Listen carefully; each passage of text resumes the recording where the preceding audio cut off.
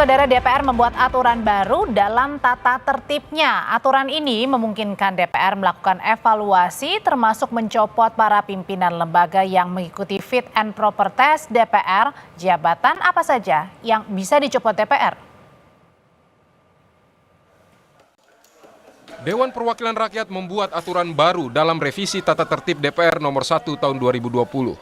Dalam aturan baru itu, DPR mempunyai kewenangan untuk mengevaluasi pejabat yang penetapannya melalui rapat paripurna DPR atau mengikuti uji kelayakan dan kepatutan di DPR.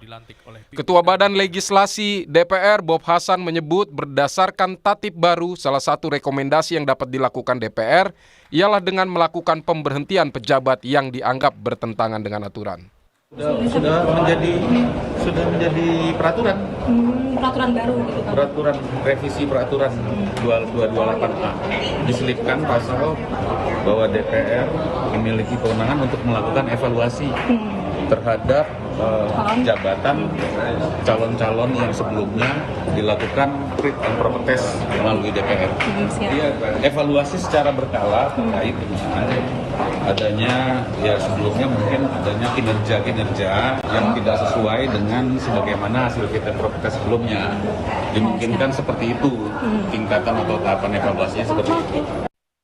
Dalam revisi tata tertib, DPR menyelipkan ketentuan baru di pasal 228A. Di ayat 1 tertulis dalam rangka meningkatkan fungsi pengawasan dan menjaga kehormatan DPR terhadap hasil pembahasan komisi sebagaimana yang dimaksud pasal 227 ayat 2, DPR dapat melakukan evaluasi secara berkala terhadap calon yang telah ditetapkan dalam rapat paripurna DPR. Dengan disahkannya revisi tata tertib DPR, maka kini semua pejabat yang dipilih DPR melalui uji kelayakan dan kepatutan, serta ditetapkan dalam rapat paripurna DPR bisa dievaluasi oleh DPR, termasuk pimpinan KPK, KPU, Bawaslu, Hakim Mahkamah Konstitusi, dan Hakim Agung. Wakil Ketua DPR Sufmi Dasko Ahmad menyebut tatib baru DPR yang dapat mengevaluasi pimpinan lembaga yang ditetapkan rapat paripurna DPR merupakan penegasan fungsi pengawasan. Dia mencontohkan seandainya pimpinan lembaga sakit-sakitan, maka DPR bisa melakukan evaluasi soal kinerjanya. Ya, saya pikir kan itu cuma penegasan saja dari fungsi pengawasan yang selama ini sudah ada. Bahwa pengawasan yang dilakukan oleh DPR terhadap mitra-mitranya itu juga sudah berjalan. Nah, namun kita tegaskan lagi bahwa dalam keadaan tertentu hasil fit and proper yang sudah dilakukan oleh DPR bisa kemudian dilakukan evaluasi secara berkala untuk kepentingan umum justru. Yang kita lihat misalnya ada satu lembaga yang pensiun misalnya umurnya sampai 70 tahun. Nah, dan dia di situ sudah menjabat selama 25 tahun. Dan sekarang kondisinya misalnya sakit-sakitan. Nah, ini kan kemudian kita harus lakukan fit and proper apakah yang bersangkutan itu masih dapat menjalankan tugasnya dengan baik. Nah, kalau tidak kan kita harus kemudian lakukan mekanisme agar yang bersangkutan dapat digantikan oleh yang lebih layak. Aturan baru tata tertib DPR itu dikritik Ketua Majelis Kehormatan Mahkamah Konstitusi I. Dewa Gede Palguna. Dia menyebut tidak perlu ketua MK-MK yang jawab, cukup mahasiswa hukum semester 3. Dari mana ilmunya ada tatib bisa mengikat keluar? Masa DPR tak mengerti teori kewenangan? Masa DPR tak mengerti teori pemisahan kekuasaan dan check and balances? Kata I. Gede Palguna seperti kami kutip dari kompas.com hari ini. Salinan revisi tatib DPR telah diserahkan balik ke rapat paripurna DPR. Namun diharapkan tatib baru DPR jangan sampai mempengaruhi independensi pejabat. Tim Liputan Kompas TV. Apa dasar DPR membuat tatib yang bisa mengevaluasi pimpinan lembaga lainnya? Bagaimana juga dengan dampak terhadap independensi pejabat? Kita bahas malam hari ini bersama Wakil Ketua Badan Legislasi DPR, Ahmad Doli Kurnia, yang sampai dengan sekarang ini masih belum bergabung, tapi kita tunggu. Dan yang sudah bergabung ada pakar hukum tata negara dan pengajar di Jentera Institut, Bivitri Susanti. Mbak Bivi, selamat malam. Masih di mute Mbak Bivit, jadi saya mau tahu dulu nih, apa sih respon pertama Mbak Bivit nih soal tiba-tiba ada perubahan tatib, DPR bisa mengevaluasi pejabat lain? Iya, DPR nih berarti salah paham ya. Jadi saya kira ada dua kemungkinan, entah mereka salah paham atau yang kedua memang culas.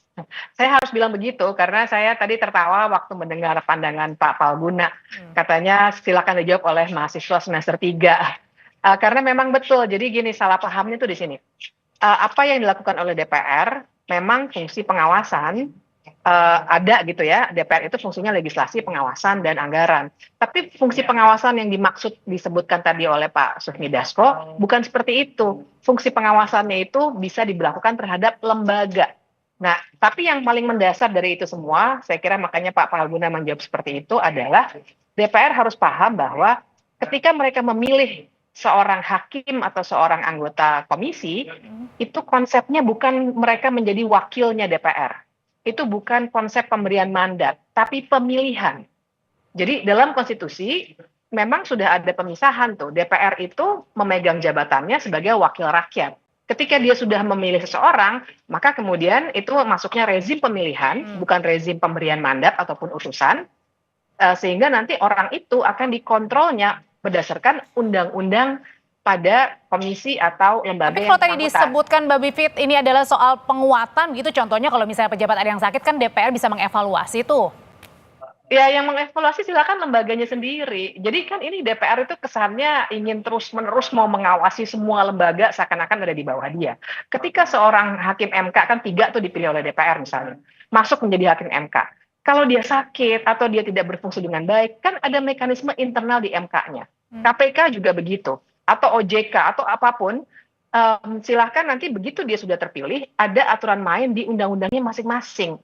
Sudah bukan lagi kewenangan dari DPR. Jadi konsepnya tuh di situ, bahwa DPR itu ketika memilih seorang pejabat, dia tidak sedang memilih utusan DPR. Yang sedang dia lakukan adalah konsep pemilihan pejabat negara. Begitu seseorang dipilih, maka selesai sudah. Maksudnya adalah ketika misalnya KPK punya dewas, Dewan Pengawas, ketika MK misalnya punya MK yang harusnya itu cukup, maksudnya gitu Mbak Bivit? Iya, tidak hanya harus Dewan Pengawas ya, tapi kan namanya orang sakit misalnya ya. Tentu saja nanti ada mekanisme kepegawaian juga yang akan membuat ada misalnya digantikan atau misalnya diminta masukannya kepada DPR untuk menggantikan. Tapi ada mekanisme antar lembaga. Tidak semuanya harus diurus oleh DPR. Ingat kita punya konstitusi yang memang ada pemisahan kekuasaan antara legislatif, eksekutif, yudikatif, dan juga ada lembaga-lembaga independen. Tidak semuanya harus dikontrol terus-menerus oleh DPR. Nah ini yang saya kira harus dipegang secara konseptual. Jadi ini bukan masalah like and dislike. Kan ada orang, wah nanti like and dislike. Bukan, ini bahkan lebih mendasar dari itu.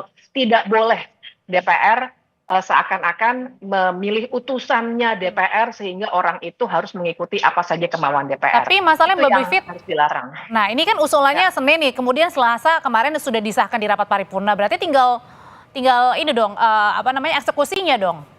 Iya, makanya saya berharap orang-orang anggota DPR yang masih berakal sehat, punya paham hukum tata negara, paham aturan main politik, dan tentu saja paham konstitusi, mereka harus bisa mengerem ini. Harusnya tidak boleh ini dilakukan. Kalau ini dilakukan, maka tentu saja sangat bisa di judicial review ke Mahkamah Agung.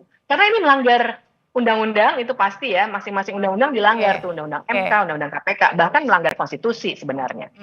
Kak, satu pertanyaan singkat aja Mbak Bivit, kalau ini kemudian nanti bertanya juga nggak bagaimana dengan independensi nih, misalnya lembaga-lembaga yang sedang menyelidiki kasus-kasus misalnya korupsi, KPK. Nah, itu implikasinya Mbak, betul sekali bahwa kalau ada kewenangan seperti ini, memang yang sekarang dinarasikan ketika tadi ditanya oleh wartawan, seakan-akan niatnya baik pengawasan, tapi potensinya adalah mereka akan mengontrol si hakim atau si komisioner KPK dan lain sebagainya itu untuk mengikuti apa maunya DPR. Nah, bagaimana kalau misalnya ada titip-nitip kasus misalnya, karena itu sendiri pernah terjadi, apalagi sekarang. Jangan lupa kita punya kasus hakim MK yang namanya Pak Wahidudin, maksud saya siapa namanya yang digantikan oleh Pak Guntur Hamzah waktu itu oleh DPR, maaf saya agak kebelibet namanya. Misalnya itu contoh bagaimana DPR gusar karena ternyata hakimnya tidak mengikuti apa maunya DPR, maka langsung digantikan di tengah jalan. Nah itu sudah pernah terjadi. Nah yang sangat dikhawatirkan adalah kalau kemudian kemandirian kekuasaan kehakiman, MK, MA, dan yang lain-lainnya yang memang dipilih memang oleh DPR menurut undang-undang, Oke. itu juga akan tercemar karena model tata tertib yang seperti ini. Mbak Bivit, terima kasih untuk pandangannya, tapi sayang sekali ya, harusnya kita juga bisa bergabung nih dengan Bang Doli Kurnia, Wakil Ketua Badan Legislasi atau Balik DPR, tapi sampai sekarang masih belum hadir di diskusi kita. Tapi terima kasih Mbak Bivit untuk pandangannya. Terima kasih.